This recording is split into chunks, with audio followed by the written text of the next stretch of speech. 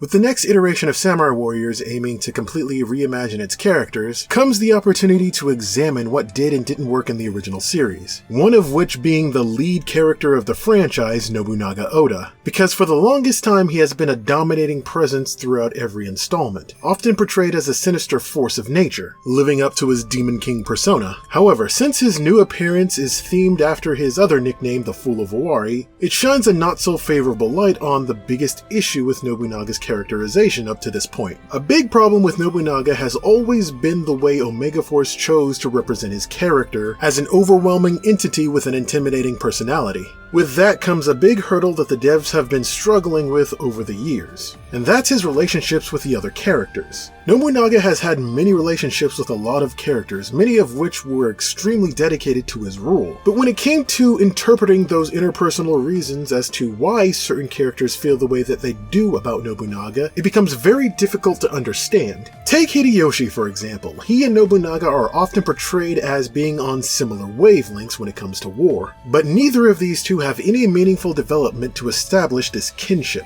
and both characters aren't written to have compatible personalities to symbolize that. Couple that with the fact that they're both playing into archetypes, the Demon Lord and Comic Relief respectively, and it becomes very hard to believe that either of them were at all longtime friends. And then there's his relationship with his sister, Oichi, which is barely referenced outside of exposition and general conversation. If it wasn't for the fact that Oichi always addresses Nobunaga formally, you probably would have never known that these two were at all blood siblings, especially when both of their designs completely contrast each other, making it very difficult to digest. Their relationship never becomes a point of contention that either of them have to deal with. When the Azai turn on the Oda, both siblings seem to be pretty okay with having to fight each other. And their relationship is the connective thread that drives Nagamasa's storyline, because Nagamasa always refers to Nobunaga as brother, and we never get a glimpse as to why Nagamasa feels the way he does in this exchange. And of course, the biggest misconnection is with Mitsuhide. With such a blank check in terms of motivation, it becomes very apparent that Mitsuhide's admiration for Nobunaga wasn't very well defined in the series. And that's because we don't really get to see much of Nobunaga and Mitsuhide developing together to the point where it's understood as to why the connection between them was broken.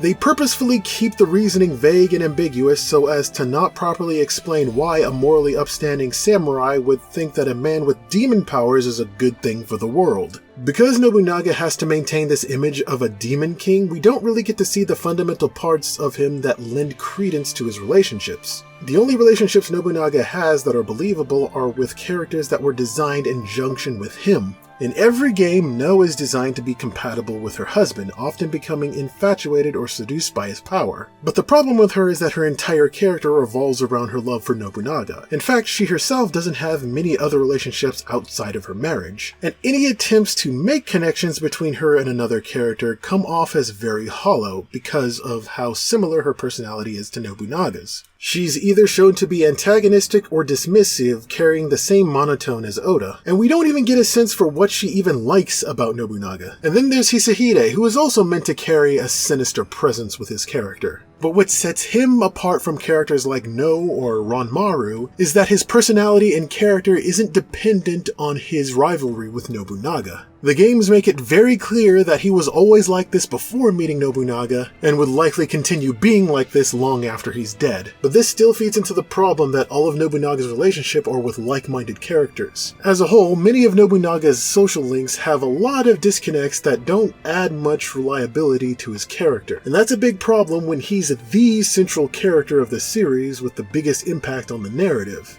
If the connections that he has aren't properly represented in a way that's understandable, then it's harder to believe anyone would ever willingly follow him. They did this properly for Hideyoshi, Ieyasu, and Mitsunari, so it's really strange that the most important character of this story wasn't given the same care and attention.